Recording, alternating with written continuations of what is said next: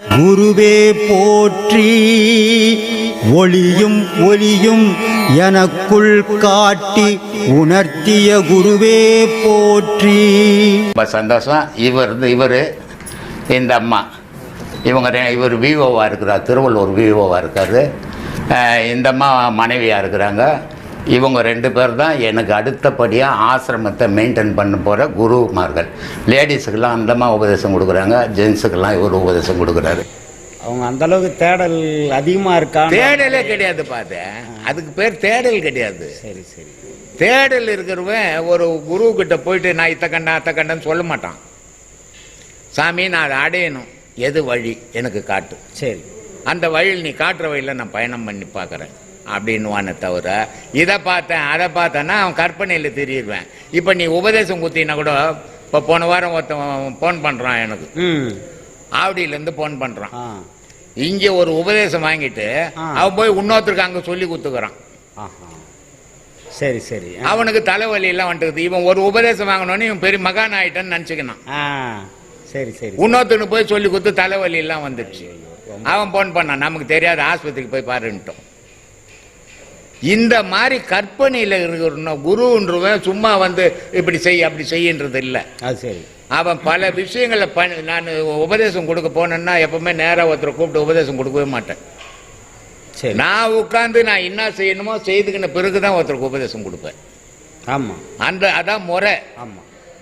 பாப்பா நான் உபதேசம் பட்டேன், நீ அவளுக்கு போல கடலையா இது அள்ளி கொடுக்கறது கிடையாது. அது மாதிரி கொடுக்குறது. இப்போ இந்த பையன் கூட கேட்டான், நான் கூட கேள்வி கேட்டேன். ரோட்டில் போகிறவங்களாம் வந்து உட்காந்து கேள்வி கேட்பான். அது வேலை எனக்கு. அது சரி. அது இல்லை. இப்போ அவன் வந்தால் பார்க்கணுமே தவிர கேள்வி கேட்கக்கூடாது. இது மாதிரி கற்பனையில் தெரியறவனுக்கெல்லாம் நம்ம பதில் சொல்லிடக்கூடாது.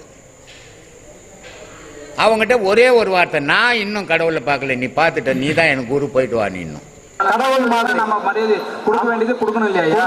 ஆகணும். மரியாதை நம்ம கொடுக்கணுமா கொடுக்க கூடாதா? கண்டிப்பா கொடுக்கணும். அதுக்கான எல்லா அதிகாரமும் உனக்கு இருக்கு. நீ வந்து குரு மேல பக்தி அந்த எண்ணம் ஏன் வரல?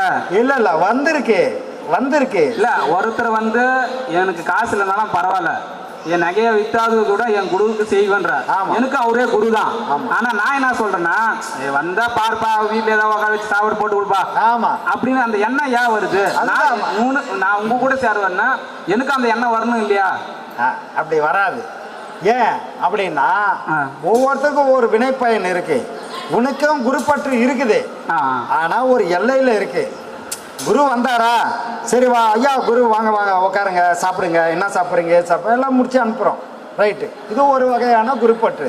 இன்னொருத்தர் என்ன பண்ணாரு, எனக்கு இல்லைனாலும் ஐயாவுக்கு எங்கேயாவது போட்டியாவது வாங்கி வந்து கொடுத்தோம்னா ஐயா போகிறதுக்கு செலவு கொடுக்கணும், ஐயா ஆசிரமத்தில் வேற ஏதாவது டெவலப்மெண்ட்டுக்கு கொஞ்சம் பணம் கொடுக்கணும். இதெல்லாம் அவ்வளோலாம் வேண்டாம். அவருக்கான வர வேண்டிய அந்த அது கொடுக்கணும் இல்லையா? நம்ம எல்லாம் தேடி வராதுன்ற போது மனசார செய்கிற சில விஷயங்கள் இருக்கு. ஆனால் எல்லாருமே ஐயாவுக்கு அப்படிதான் செய்யணும்னா அது சரியா இருக்காது. எல்லாம் வர ரொம்ப செய்வார்ல ஐயா, நம்மளுக்கான அந்த இது வரணும். இல்லை, இதுதான் நம்ம புரிஞ்சிக்க வேண்டிய விஷயம். நம்ம முதல்ல பக்குவமாக இருக்கணும். என்னன்னா, ஒரு வகுப்பறையில் 50 குழந்தைங்க இருக்காங்க. 50 குழந்தைங்களுக்கும் குரு வந்து 50 குழந்தைங்களுக்கும் ஒரே மாதிரி தான் சொல்லி கொடுக்குறாரு. இந்த 50 குழந்தைங்கள்ல இது நல்ல குழந்தை, இது கெட்ட குழந்தைன்னு பிரித்து பார்க்குற விஷயம் கிடையாது வாத்தியாருக்கு. அதே மாதிரி தான் குருக்கும். ஆனால் 50 குழந்தைங்க எக்ஸாம் வைக்கிறாங்க. எக்ஸாமில் 3 குழந்தை தான் ஃபஸ்ட்டு, செகண்டு, தேர்டு வருது. மிச்சம் இருக்கக்கூடிய 47 குழந்தைங்க தப்பான குழந்தைங்களா? இல்லையே. அப்போ அதுங்க படிக்கலையா? மக்கு குழந்தைங்களா? இல்லை, அதுங்களும் படிச்சிருக்குது. இது தப்பு கிடையாது. எல்லா குழந்தைக்கும் ஒரே மாதிரி தான் சொல்லி கொடுத்தாங்க. ஆனால் வினை பயன்ன்றது ஒன்று இருக்கு இல்லையா? அந்த வினை பயன் தான் அந்த 3 குழந்தைங்கள தேர்ந்தெடுக்குது. என்னடான்னா, ஒரு குழந்தை வேகமாக எழுதும், சரியா தெரியாது, அந்த குழந்தைக்கு சரியா புரிதல் கூட இல்லை, ஆனால் ரைட்டிங் நல்லா வேகமாக இருக்கும். அதனால வந்து தெரிஞ்சதெல்லாம் வேகமாக எழுதிடும் அந்த குழந்தை. சில குழந்தை என்ன பண்ண, நல்லா படிச்சிருக்கோம், நல்லா தெரியும், எல்லாம் தெரியும், அழகாக எழுதும், நிறுத்தி நிதானமாக எழுதும். 4 வரி தான் எழுதியிருக்கும். 4 வரி தான் எழுதியிருக்கான் அந்த குழந்தை, நல்லா எழுதியிருக்கும். ஆனால் அதுக்காக மார்க் போட மாட்டாங்க. அப்போ அந்த குழந்தை என்ன ஆச்சு, லாஸ்ட்டாக தள்ளி விட்டுருவாங்க. கோழிக்கு இருக்கிற மாதிரி கடை எல்லாத்துக்கும் பதில் எழுதிட்டு இருக்கோம், ஃபஸ்ட் ரேங்க் போட்டுருவாங்க. ஏன்னா எல்லாத்துக்கும் பதில் தெரிஞ்சிருக்குதுல, அந்த குழந்தைக்கு கையெழுத்து தானே சரியில்லை, ஃபஸ்ட் ரேங்க் இதுக்கு குர்றான்ருவோம். இது திருத்தர வாத்தியாரை பொறுத்து, நம்ம உள்வாங்கக்கூடிய விஷயங்களை பொறுத்து. அது மாதிரி நம்ம எல்லாருக்கும் குரு வந்து ஒரே விஷயங்களை சொல்லி கொடுத்துருக்காரு. அதில் அந்த 50 குழந்தைங்களும் ஆசிரியர் சொன்ன மாதிரி உள்வாங்கின விதம், அவங்க வெளிப்படுத்துகிற விதம் தான் மாறுபாடு இருக்கும். அப்போ நம்ம சேர வேண்டியது, நீங்கள் சோறு போட்டால் போதும்னு நினைக்கிறீங்க, உள்வாங்கின விதம் ஒன்று, வெளிப்படுத்தக்கூடிய விதம் வேறு. இப்போ ஃபர்ஸ்ட் மார்க் எடுக்குது அந்த குழந்தை கூட சேர்ந்தா நம்மளுக்கு நல்ல எண்ணம் வரும்? அப்படி கிடையாது. அப்படி வராதுங்களா? அப்படி கிடையாது. ஃபர்ஸ்ட் மார்க் எடுக்கிற குழந்தை கூட சேர்ந்தான்னா ஃபர்ஸ்ட் மார்க் எடுக்கக்கூடிய குழந்தை இல்லையா, உங்க மூச்சு என் மூச்சு கரெக்ட்ன்ற மாதிரி, கரெக்ட், நல்ல வேலையா தீவின்ற மாதிரி நம்மளுக்கும் ஒரு எண்ணம் வரும் இல்லையா? கண்டிப்பா வரும். அவங்க கூட எப்பவுமே பயணம் பண்ண முடியாது. முடிஞ்ச அளவுக்கு பண்ணா நல்லது, நல்ல விஷயம் வரும். அது ஏன்னா தான்ற அந்த இது இல்லாம மற்றவங்க இருக்கணும், மற்றவங்க வாழணும், எதிராளி நல்லா இருக்கணும்னு நினைக்கிற அந்த நினைவு வர்றது பெரிய பெரிய விஷயம். அது நீங்கள் அது மாதிரி நினைக்கிறது நல்ல விஷயம்தான். நினைவு நாளைக்கு ஒரு நாள் செயலாக மாறும். நினைவு நல்லதே தான். அந்த நினைவை வைங்க, நாளைக்கு செயலாக மாறும் போது அதுவே உங்களுக்கு செயலாக. அந்த மாதிரி ஒரு ஃபர்ஸ்ட் ரேங்க் ஒரு மார்க் இது கூட தான் நம்மளால முடிஞ்ச அளவுக்கு செயல்படுத்தி நினைவை வைங்க.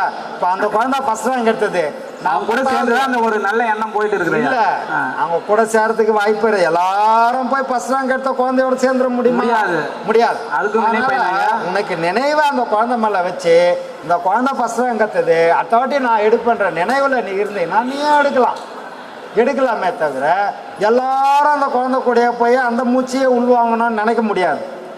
அதனால நினைவு நீ வை, நல்ல நினைவா வை, செயல் நல்லதா அமைஞ்சிடும். சரி சரி, அவ்வளோ.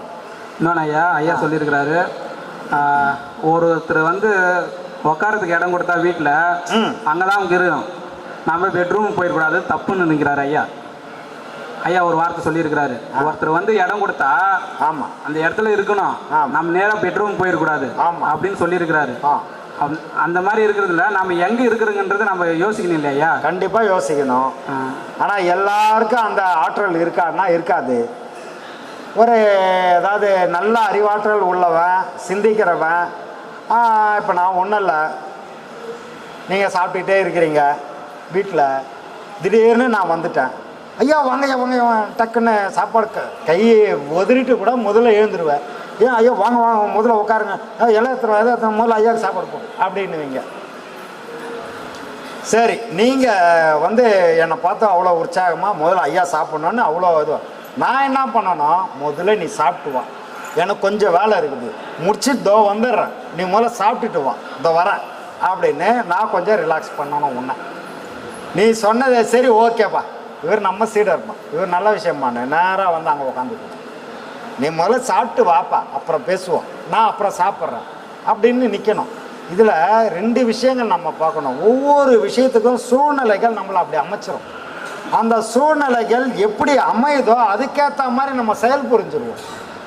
இதில் நீ என்னதான் பெரிய அறிவாளியாக இருந்தாலும் இந்த சூழ்நிலை வந்து திடீர்னு முட்டாளாக மாற்றிடும். மே 31 ஒரு பௌர்ணமி வருது, அதையும் நம்ம செய்ய போகிறோம், நல்லா கிராண்டாக இதே மாதிரியே பண்ணிடுவோம். இதுக்கு இடையில ஐயாது குரு பூஜை மே 17 கிராண்டாக பண்ண வேண்டிய சூழ்நிலை. இதை ஏன் சொல்கிறேன், அழுத்தி சொல்கிறேன், உங்களுக்கே புரிஞ்சிருக்கோம். ஏதாவது செய்யணும்னா, விருப்பம் இருந்து ஏதாவது செய்யணும்னா, நம்ம ஆக்சிஸ் பேங்க் அக்கௌண்ட் இருக்கு, இங்கே கியூஆர் கோடு இருக்கு, அதில் உங்களால் முடிஞ்சதை நீங்கள் செய்யலாம். அன்பே சிவம் மனமே குரு என்றுணர்த்திய குருவே போற்றி. சத்தும் சித்தும் எதுவென்று உணர்த்திய குருவே போற்றி. எனக்குள் இறைவனை உணர வைத்த குருவே போற்றி. நித்திய ஆனந்தமான நித்யானந்த குருவே போற்றி. குரு பிரம்மஸ்ரீ நித்யானந்தரே போற்றி போற்றி. ஆகாமியத்தை உணர வைத்த குருவே போற்றி. இன்ப துன்பம் நாட்டம் எதுவென்று உணர்த்திய குருவே போற்றி. ஈசனை